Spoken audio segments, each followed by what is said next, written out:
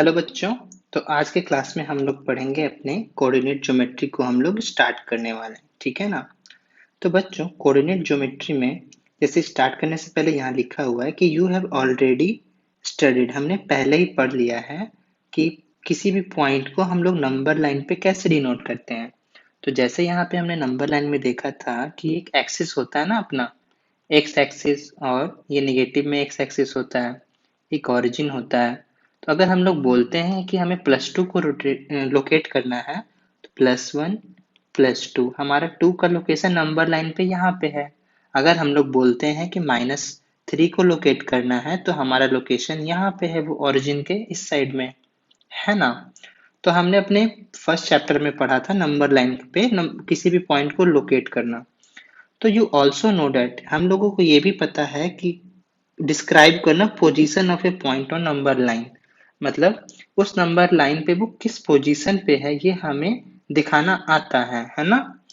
तो अब यहाँ पे ये बोल रहे हैं कि देर आर मेनी सिचुएशन, यहाँ पे बहुत सारे सिचुएशन होते हैं जहाँ पे हमें किसी पॉइंट को दिखाने के लिए एक से ज्यादा हमें लाइन लगती है। एक से ज्यादा लाइन लगती है, चलो हम लोग पता कर लेते हैं कि कैसे लगती है, ठीक है। तो जैसे यहाँ पे बच्चों आप देख रहे हो कि एग्जाम्पल नंबर 3.1 है ना। तो एग्जाम्पल नंबर 3.1 में यहाँ आपसे पूछ रहा है कि देर इज, मान लीजिए कि एक मेन रोड है आपका जो कि ईस्ट वेस्ट डायरेक्शन में है, और उससे स्ट्रीट्स है जो कि नंबरिंग दिया हुआ है फ्रॉम वेस्ट टू ईस्ट की तरफ, ठीक है। तो यहाँ पे जैसे समझो कि एक आपका रोड दिया हुआ है, ठीक है, ये आपका रोड हो गया है ना। तो इस रोड पे अगर आप देखोगे ना, तो इधर की ओर हमने वेस्ट लिया है और इधर की ओर हमने ईस्ट लिया है ना।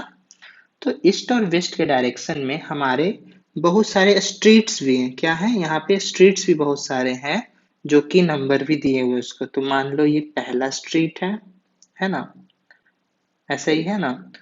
और फिर ये एक स्ट्रीट है यहाँ पे, फिर एक ये स्ट्रीट है, ठीक है।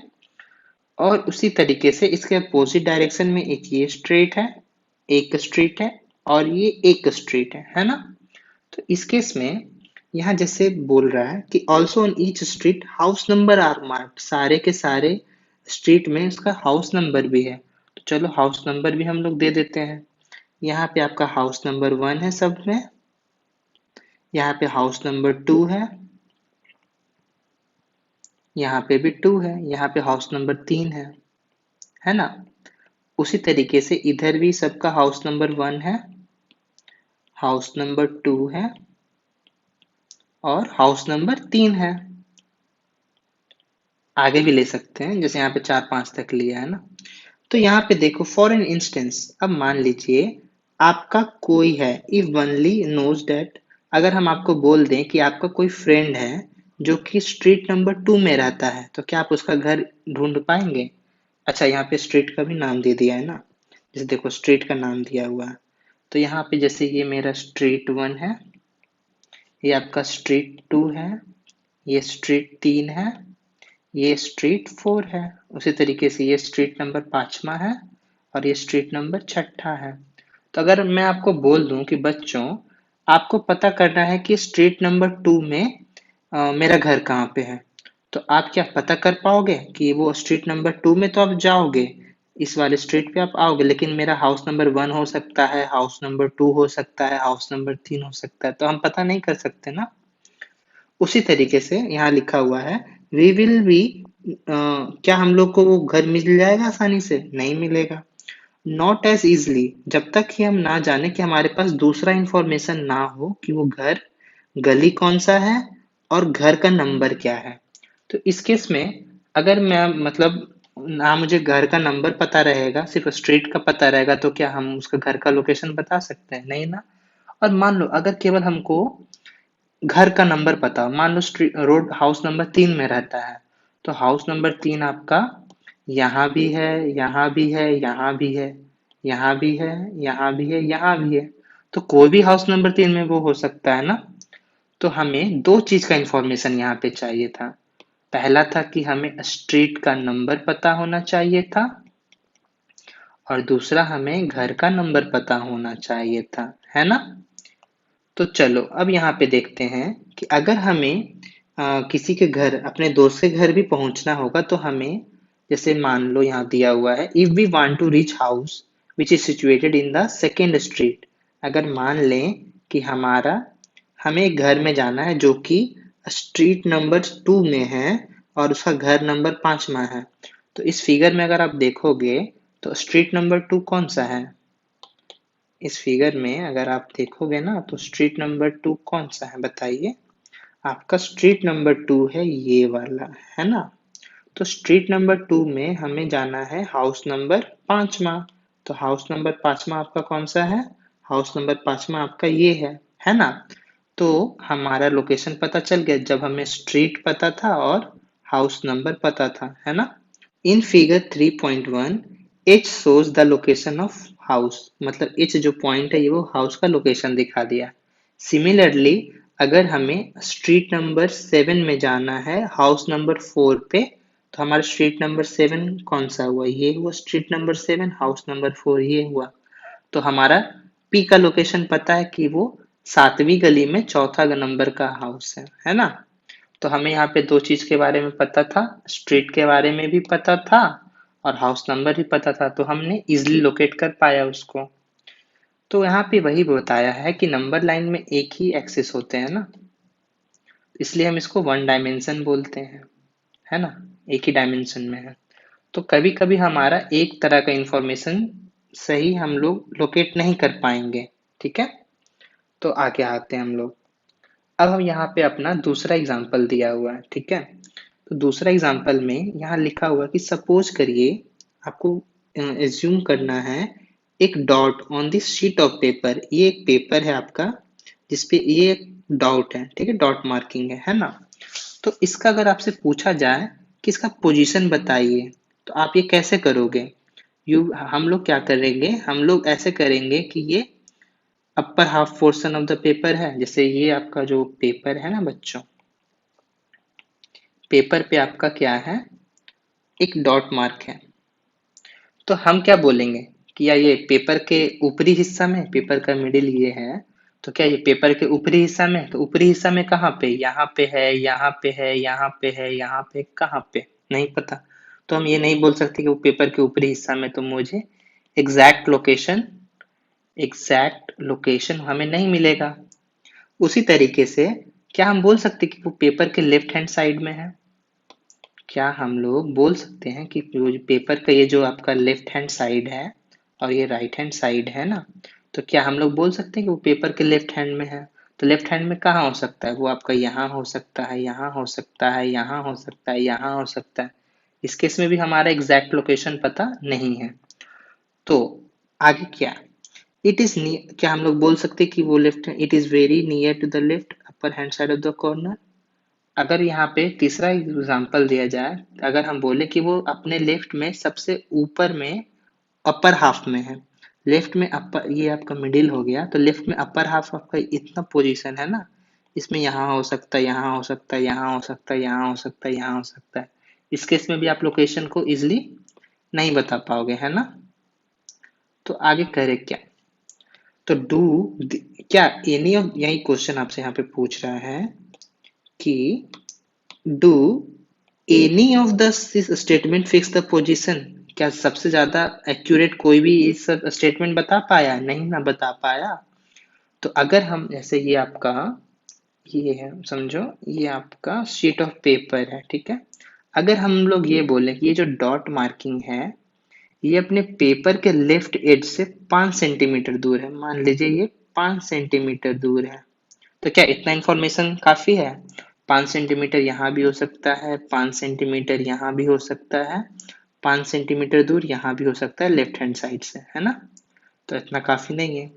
लेकिन a little thought might enable you to say the dot is also a distance line from the bottom of the line। अब यहाँ पे ये बोल रहे हैं कि अगर हमें इंफॉर्मेशन दिया हुआ रहे कि हमारा ये जो डॉट है ना, ये पहला इंफॉर्मेशन क्या दिया हुआ था? पहला इंफॉर्मेशन दिया हुआ था कि ये यहाँ से लेफ्ट हैंड साइड से 5 सेंटीमीटर दूर है। दूसरा इंफॉर्मेशन हम दे सकते हैं कि वो बॉटम लाइन से वो 10 सेंटीमीटर ऊपर है। तब जा करके हमारा लोकेशन पता चलता है। नहीं तो अगर हम बोल सकते ऊपर से वो भी 5 सेंटीमीटर दूर है, तो ऊपर से भी 5, लेफ्ट हैंड से भी 5, तो भी मेरा लोकेशन एग्जाम्पल मतलब हम डॉट को दिखा सकते हैं ना, उसका एग्जैक्ट लोकेशन। तो for this we fix the position of dot. तो हमने यहाँ पे क्या किया, हमने यहाँ पे डॉट के पोजीशन को दो जगह से दिखाया, दो फिक्स्ड लाइन से दिखाया। इस केस में हमने इस वाले लाइन से दिखाया और इस केस में इस वाले लाइन से दिखाया, तो अपना एक लाइन ये हुआ, एक लाइन ये हुआ, है ना। तो इन दोनों के केस से हमने निकाल के दिखाया इनको। तो एक था अपना left side of the paper और एक था bottom line of the paper जो बताया। तो इन अदर वर्ड यहाँ पे हमें कितना यूज करना पड़ गया लाइन, यहाँ पे हमें यूज करना पड़ गया दो लाइन, है ना, दो इंफॉर्मेशन, दो जगह पे इंफॉर्मेशन। अब देखो यहाँ पे एक एक्टिविटी दिया हुआ है सीटिंग प्लान का, ठीक है। तो सीटिंग प्लान में बच्चों देखो क्या है यहाँ पे लिखा हुआ कि ड्रॉ ए शीट ऑफ, है ना, draw a plan of seating in your classroom. मतलब अगर ये आपका एक क्लासरूम है, ठीक है ना जी, क्लासरूम। तो क्लासरूम में अगर आप सारे डेस्क को हटा करके एक साथ रख दिए, एक एक डेस्क को हम एक स्क्वायर मान लेते हैं, ठीक है। तो जैसे ये आपका क्लासरूम है, ड्राइंग गंदी बने तो, ठीक है। तो ये आपका क्लासरूम बन गया, ठीक है। इस केस में हमने सारे डेस्क को एक स्क्वायर की तरह दिखाया है, ठीक है। इन ईच स्क्वायर मान लो कि एक स्टूडेंट बैठा हुआ है। In each square write the name of the student, student occupying the desk, ठीक है। तो position of each student in the classroom is described by two perpendicular information, sorry two independent information से हम लोग दिखाएंगे। पहला होगा कि आपका कि कौन से कॉलम में, फर्स्ट कॉलम में, सेकंड कॉलम में, थर्ड कॉलम में, फोर्थ में है या फिफ्थ में, ठीक है। तो अपना पहला हमारा सेंस ऑफ इंफॉर्मेशन क्या रहेगा, कॉलम कौन सा है, कॉलम आपका कौन सा है, ठीक है। एक सेट ऑफ इंफॉर्मेशन इससे आएगा, दूसरा आएगा कि वो किस रो में है, रो किस रो में है, पहले रो में है, दूसरे रो में है, तीसरे रो में है, चौथे रो में है, पांचवें रो में है। मान लो कि एक लड़का है रोहित नाम का, ठीक है। तो ये जो रोहित है, ये बैठा हुआ है सेकंड रो में। तो क्या ये इंफॉर्मेशन बताने में सही रहेगा कि वो कहाँ बैठा हुआ है, वो यहाँ बैठा हो सकता है, यहाँ बैठा हो सकता है, यहाँ भी हो सकता है, यहाँ भी हो सकता है, यहाँ भी हो सकता है, उसी तरीके से, है ना। तो ये आपका एक्यूरेट नहीं बता पाएगा कि वो कहाँ पे बैठा हुआ है। तो जैसे यहाँ पे अगर आप हम अगर बोल दूं कि अगर वही रोहित लड़का जो है वो बैठा हुआ है तुम्हारे थर्ड रो में फिफ्थ कॉलम पे, तो हमारा थर्ड रो कौन सा हुआ, ये वाला हुआ। फिफ्थ कॉलम कौन सा हुआ, ये वाला हुआ। मतलब वो बैठा हुआ है इसमें, है ना। तो यहाँ पे हमने दो इंफॉर्मेशन यूज किया, एक रो का यूज किया और एक कॉलम का यूज किया, है ना। तो जैसे यहाँ पे वही चीज बता रहे हैं कि मान लो कि कोई लड़का है जो फिफ्थ कॉलम में बैठा हुआ है, थर्ड रो में बैठा हुआ है। तो आपका फिफ्थ कॉलम, अरे यही था ना थर्ड रो, ओके, ठीक है। तो अपना इसी में बैठा हुआ मिल गया, ठीक है ना। तो देखो ये आपका फिफ्थ रो में फिफ्थ कॉलम है और थर्ड रो है ना, तो इसमें वो आपको मिल गया बैठा हुआ, है ना। उसके बाद कोई दूसरा है बच्चा जो कि थर्ड रो फिफ्थ में बैठा हुआ है, तो थर्ड रो फिफ्थ कॉलम यही हो गया। अगर हम बोल दें कि fourth column first row, fourth column first row कौन सा, फोर्थ कॉलम ये हुआ, फर्स्ट रो ये हुआ, तो वो यहाँ बैठा हुआ मिलेगा, है ना। तो in the discussion above you observed that the position of any object, किसी भी ऑब्जेक्ट का पोजीशन हमने दो परपेंडिकुलर लाइन से दिखाया। पहला परपेंडिकुलर लाइन ये वाला था, दूसरा परपेंडिकुलर लाइन ये वाला हमने लिया था। तो हमने दो परपेंडिकुलर लाइन से दिखाया। In case of dot we have required the distance from the, अच्छा, और ये जो आपका डॉट वाला एग्जांपल था ना, इसमें भी हमने एक बॉटम लाइन से लाइन लिया था और एक लेफ्ट हैंड साइड से लाइन लिया था, है ना। तो ये भी परपेंडिकुलर ही है। तो डॉट के केस में भी हमने दो बॉटम लाइन लिया था और एक left edge of the paper भी लिया था ना। तो in case of setting plan we required, हमें कॉलम का चाहिए था और एक रो का चाहिए था। तो इसी को, इस this simple idea has far reaching consequences and has given rise to coordinate geometry. तो कोऑर्डिनेट ज्योमेट्री इसी कारण से बना अपना, ठीक है। तो कोऑर्डिनेट ज्योमेट्री को ढूंढने वाले ये थे रेने डिस्कार्टे। रेने डिस्कार्टे के बारे में इंटरेस्टिंग चीज लिखा हुआ है यहाँ पे कि वो अपने बेड पे ही सोए हुए रहते थे और सोचते रहते थे। सोचते सोचते उन्होंने position of point in a plane के बारे में उन्होंने थ्योरी दिया। उसके बाद जिससे उसने लैटिट्यूड और लॉन्गिट्यूड का भी थ्योरी दिया, ठीक है बच्चों। तो अब हम लोग स्टार्ट करते हैं एक्सरसाइज 3.1, ठीक है। तो यहाँ पे आपसे पूछा जा रहा है कि आप अपने टेबल लैंप को अपने स्टडी टेबल पे कैसे आप उसको पोजीशन को दिखाओगे, है ना। How will you describe the position of the table lamp on your study table. तो क्या आपके पास टेबल है स्टडी टेबल, क्या आपके पास स्टडी लैंप है। तो जब नहीं है तो इसका सीधे आंसर लिख देना, मेरे पास नहीं है, खत्म बात है ही नहीं तो कहाँ से देंगे।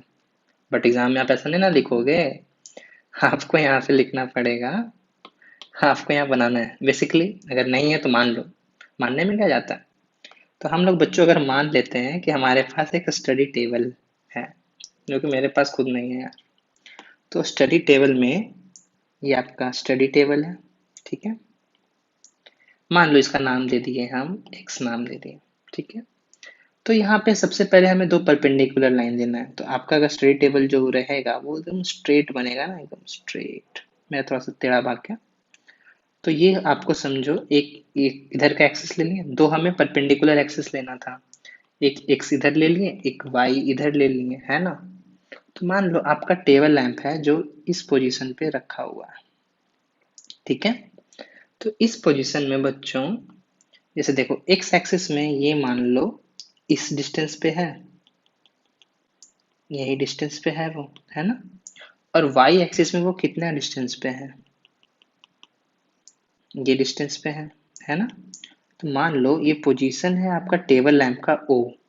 तो ये आपका एक्स एक्सिस से एज्यूम कर लीजिए ए डिस्टेंस पे। अभी तो कुछ डिस्टेंस दिया हुआ नहीं है, आपको तो बस लोकेशन डिफाइन करना है।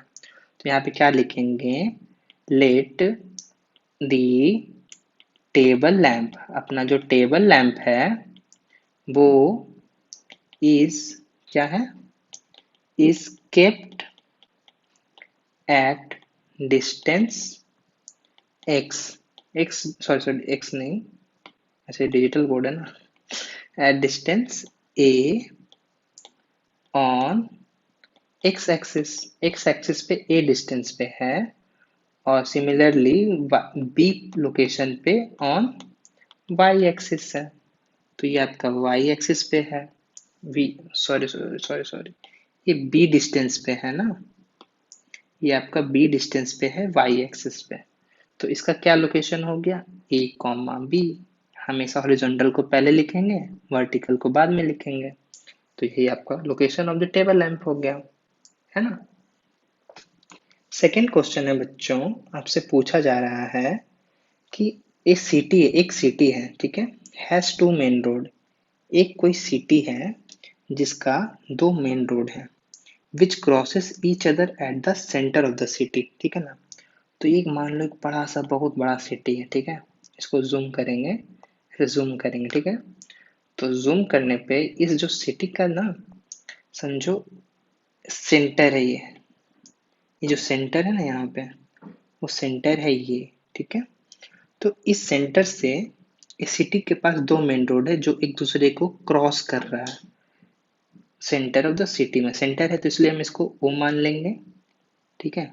ओरिजिन, ओरिजिन का लोकेशन क्या होगा, 0,0 ही होता है, ठीक है ना। तो ये जब आप इसको मान लिए ओरिजिन, तो ओरिजिन मानने के बाद हमें क्या करना है, कुछ करने का जरूरत है। ओरिजिन का लोकेशन लिख दिया। These two road are along north south direction and east west direction, ठीक है। तो ये आपका ईस्ट, ये आपका वेस्ट, एक डायरेक्शन ये है, ये आपका नॉर्थ और ये साउथ डायरेक्शन है ना। तो आपका रोड इस डायरेक्शन में ऐसे है, ठीक है ना। यहाँ तक कोई दिक्कत नहीं हुआ तो बताना। All the other streets of the city run parallel to this road, मतलब and are 200 मीटर apart, ठीक है। There are 5 street in each direction, पांचों मतलब दोनों डायरेक्शन में 5 स्ट्रीट है, ठीक है। तो पहला जैसे देखो, जैसे बच्चों देख लो, क्वेश्चन था अपना ये क्वेश्चन ये था कि अपना दो स्ट्रीट है, ठीक है। एक है आपका ईस्ट और वेस्ट के डायरेक्शन में, और एक है आपका नॉर्थ और साउथ के डायरेक्शन में, ठीक है। तो ये जो आप देखोगे तो आपका दोनों तरफ में, इधर की तरफ और इधर की तरफ, पांच पांच स्ट्रीट है, ठीक है ना। तो हम लोग पहला स्ट्रीट ये ले लिए, दूसरा स्ट्रीट ये ले लिए, तीसरा ये, चौथा ये, पांचवा ये, ठीक है।